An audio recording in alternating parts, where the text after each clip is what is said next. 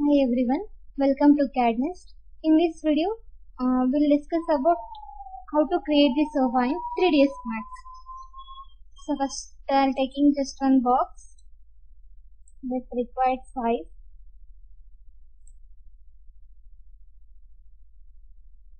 Here you can specify the segments.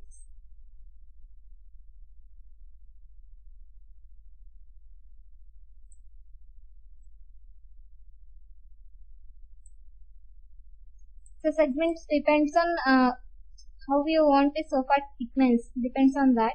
Not exactly standards are there. Just specify this, then after this convert to editable poly. So this option you will get when you right click in this convert to editable poly. Then here you'll get the selection options. In this I'll use polygon so that I can select the faces. First for back support, I'll select all polygon faces. For multi-select, I have to use the control option. Then right click. Here, use the option extrude. From extrude, you can extrude the particular portions which are being selected.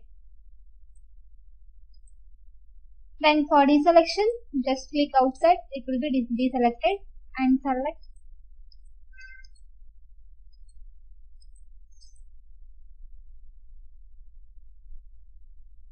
Left and right side I have selected these faces because for the hands. Again same way I'll give extrude for this, but extrusion should be less for these portions for hand.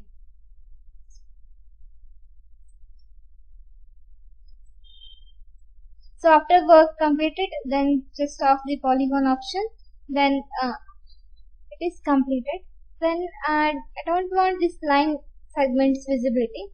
Then to off this, you can use F4 as a shortcut, or else in top side you will get the indications. In this you can off the edge faces, then it will be off. Now it is created. To make it somewhat smoothness, you can use in modifier turbo smooth option for giving the smoothness. So in this way we can create the simple sofa. In further videos, we will discuss about different varieties of sofas. Thank you.